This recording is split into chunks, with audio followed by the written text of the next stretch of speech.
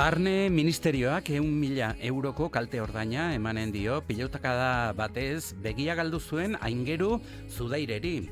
Atarrabiarrak 2012an jaso zuen Espainiako poliziaren pilotakada greba orokor batean izan zen hori, polizia absolbitu egin zuten, baina orain helegitearen zati bat onartu dio Auzitegi Nazionalak eta kalte ordaina jasoko du. Aingeru Zudaire, egunon. Egunon. Nola hartu duzu albistea? Posik. Ez genuen espero ona arte iristea eta 10 urte barru iritsi da eguna. Beraz, posik. Iritsi da eguna, 100.000 euro jasoko dituzu, baina berriz ere, behin eta berriro, azpimarratzen duzu. Zuk dirurik ez duzula nahi. Dirua da azken finean eta diru honek ez dit begia konponduko eta ez dizkit emango logabe egon naizen gau guztiak, así que dirua ez da lortu dugun bakarra. Egunerokoan, ezta? Duela 10 urte galdu zenuen begia, nola duzu ikusmena gaur egun? Argitasuren bat ikusten dut, baina iluntasun handia. Beraz, ez da operatiboa edo. Duela 3 urte, polizia bat auzipetu zuten lesioak eragiteagatik, baina absolbitu egin zuten, ezta? 2019an gutxi gorabehera izan zen hura, gainera bere burua identifikatu zuen epaibide horretan hasieran behintzat. Hori da, horre deklarazioengatik izan genuen juzioa, eta juzioan ezin izan zen onartu nor izan zen dispara egin zuen agentea, beraz kanpoan gelditu zen. Baina behintzat, identifikatu zuen bere burua polizia batek? Deklarazioengatik izan genuen juzioa, ez baziren deklarazioak agertu, ez genuen ezer lortuko. Oso ongi, aizu, gogoratu dezagun, ezta, burua giratzen ari zinela, gertatu zela, une ilun hori, ezta, giratzen ari zinen modu batean eta pilotakadak modu lateral batean jo zuen zure burua. Eskerrak horrengatik, esan duzu behin eta berriro, horregatik etzenuela galdu bizitza.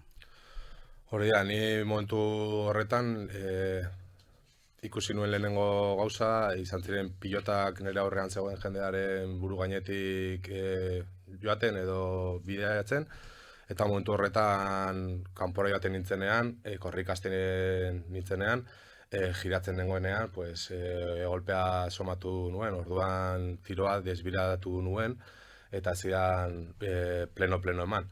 Horrek kalte gutxiago eman zizkidan, eta hala ere, nire ikusmena galdu nuen. Kolpea zuzenean jaso izan banu, askoz txarrago izango zen nire egoera. Greba orokor baten inguruan sortu zen egoera ura, ezta? Bai.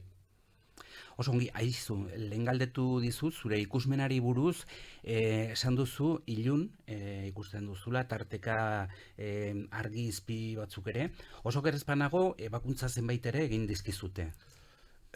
Bai, 3 jasan izan ditut, eta igual laugarrenaren bidean egon naiteke, gero eta poliki ari zait begia desbideatzen, orduan hori konpontzeko izan dezaket laugarren ebakuntza bat. Beraz, esperantza puntu bat ere izan daiteke ikusmena apur batean berriz ere errekuperatuko duzula? Ez. Laugarren ebakuntza hori izango litzateke estetiko moduko zerbait, begia kanpora ez begiratzeko, ez okertzeko. Baina nire begia kriston zauria dauka barrutik eta pentsa ezazue, kristal asko daudera begi barruan, kristal guzti horiek apurtutak ditut. Eta zikarritatuak ditut, orduan hori ezin da konpondu. Aizu, gero esan duzu, ondorio psikologikoak ere asko izan direla, ezta?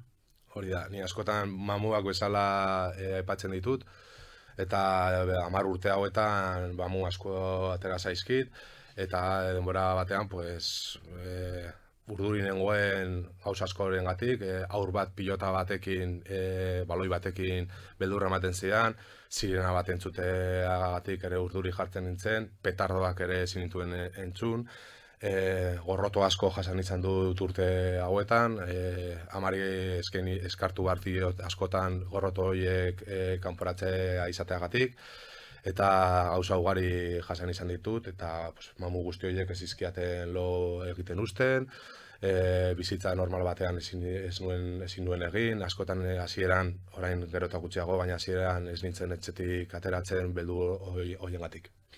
Esan duzu gorrotoarekin bizitzea, adirazi duzu, apur batean hori zure buruaren kontrako egoera bat dela, ezta? Horregatik, gorrotorik gabe bizitzea baino zaila behar du.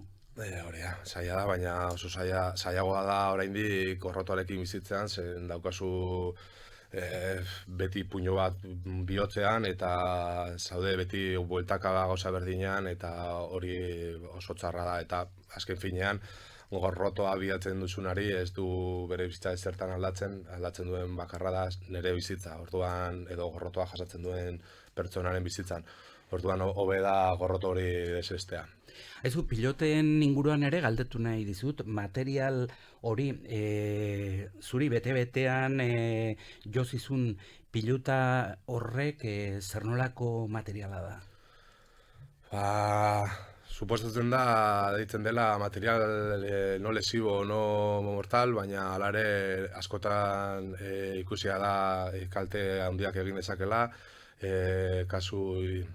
Kabakasen kasua oso adierazgarria da, material honekin Kabakaz hil zutelako, eta gero bere erabilpena ere oso zaila da onartzea, zen Kalmajaren orain dela urte batzuk ikusi zen horren material honekin imigrante batzuk edo asko hil zirela lurra saiatzen lortzen, eta material honekin uretan izan zituzten ordu askoz, eta azkenean jende asko hil zen itota.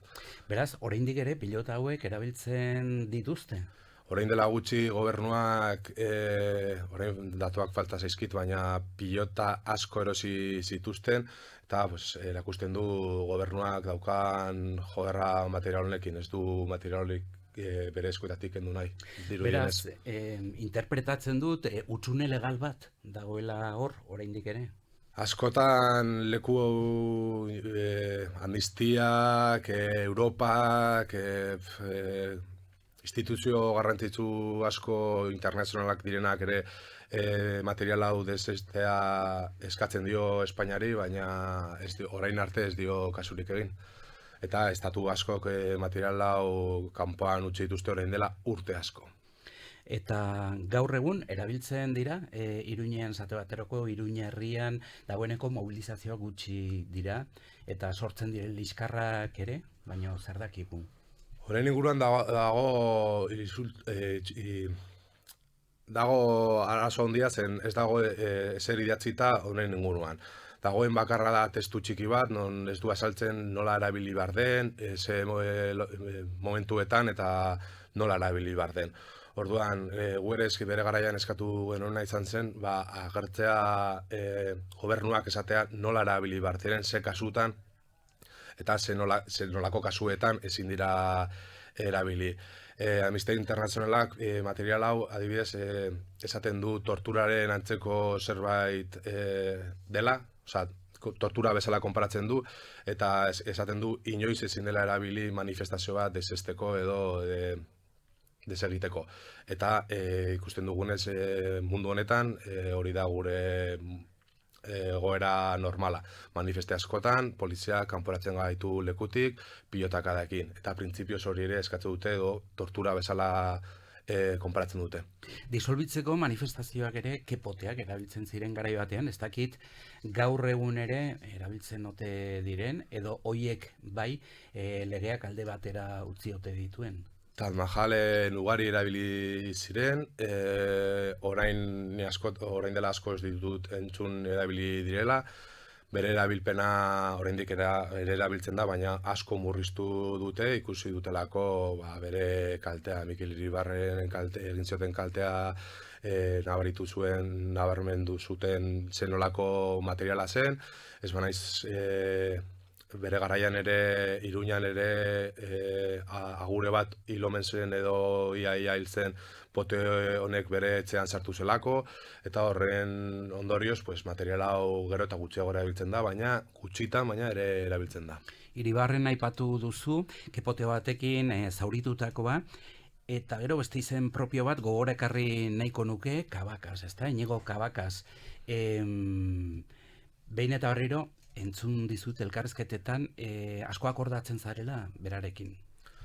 Bai, urte berdina pasa izan zen bere kasu batan erea.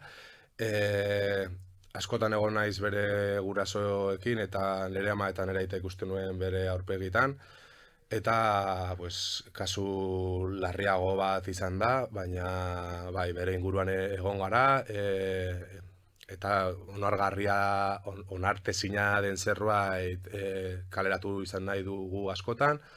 Hala ere, bere kasua ere gelditu zen bezala ez zuten inor kulpabletzat hartu.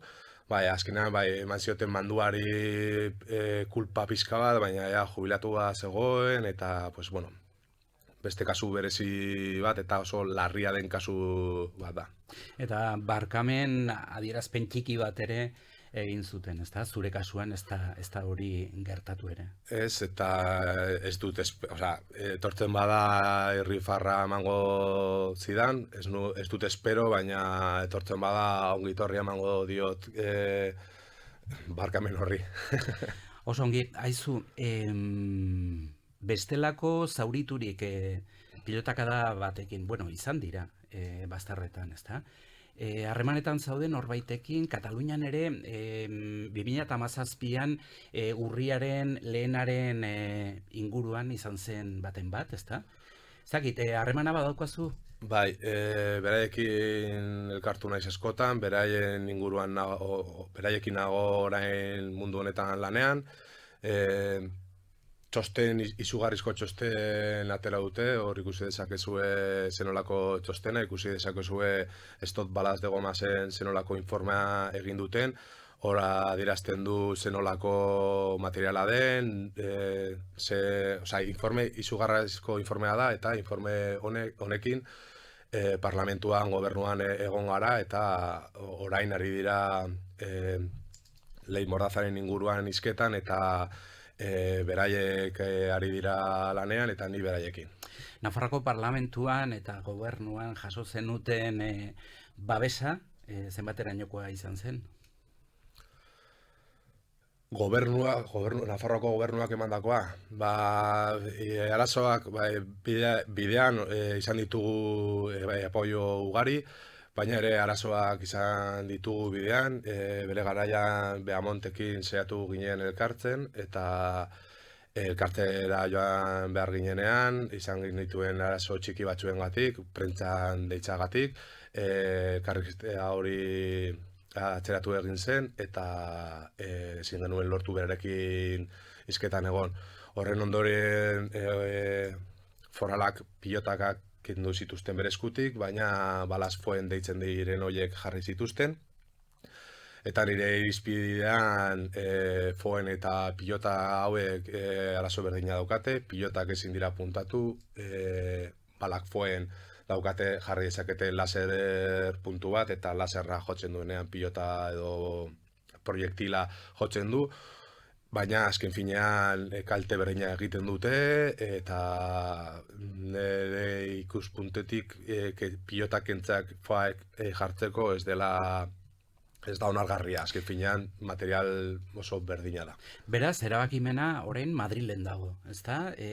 Mozal legea berri zeren negoziatzen ari dira, PSOE eta beste alderdiak, ze puntutan dago kontu hau?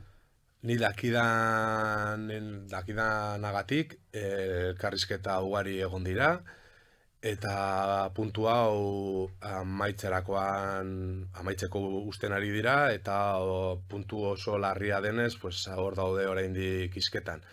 Baina ez dakit oso ongi nola ari diren, baina puntu oso zehatza da eta oso kritikoa. Zein da zure pronostikoa? Ni sententzia hau ez nuen espero eta iritsi da. Orduan iritsi daiteke garaia non ez daude olako materiala kalean. Espero dut hola izatea, naiz eta oso zaila ikusten dut. Badira estatu askok non ez dira erabiltzen eta horregatik ez daukate polizia txarrago. Orduan iritsi daiteke eguna eta egun hori ni ikustea espero dut. Begia galdu zenuen, bai, baina zure lanbidea, ogibidea baita ere. Horian ere bizitza asko aldatu zen ni bere garaian kirolaria nintzen, askotan barrankoetan eskalatzen eta kirolean nintzen, malabarista ere. Nire lanbidea malabarista eta artista bezala egiten nuen lan, paiazo bezala, eta, karo, guzti hau asko mindu zidan, edo aldatu zidan, zen paiazoak bere erraminta nagusia mirada da, eta malabarak egiteko oso zaila da egitea begi baketekin, hirugarren dimentsioa galtzen duzulako. Orduan urteetan saiatu nintzen aurrera eramaten, baina azkenean ikusi nuen oso zaila zela eta kanporan utzi behar izan nuen. Kiroletikan batxutan joaten naiz barrankoak egitera, baina asko aldatu behar izan da, ezin naiz hartu leku zaietan eta orain egiten dudanak, txiki parkantzeko gauzak ari naiz egiten. Naiz lehen sartzen nintzen lekuetan. Orain fabrika batean ari zara, hori kontatu didazu lehen, lantegi batean, ezta? Zer da egiten duzuna gaur egun? Lantegi bat. Amortigadoreak egiten ditut eta lantegia makina baten aurrean nago, bere zaratekin, bere birutekin. Izan nuen bere garaian begitzarrean biruta bat sartu zitzaidan eta oso gaizki pasa nuen. Eta bintzat begitzarrean izan zen, begi honean izan ez gero, ez dakit nola onertuko nuke, baina azken finean neukan lana eta orain daukan lana guztiz desberdina da. Nire bizitza aldatu du, ezin naiz kexatu, lana dudalako eta uste dut ez dela lan txarra, baina nire bizitza asko aldatu du. Barne Ministerioak egun 1.000 euroko kalte ordaina eman dizu, pilotaka da batez begiak galdu zenuelako, mila esker honiz gurekin izateagatik, Aingeru Zudaire nahi duzun arte ongi izan. Eskerrik asko. 1, 2, 3, 4! Metropoli Forala, Euskal Herria irratian.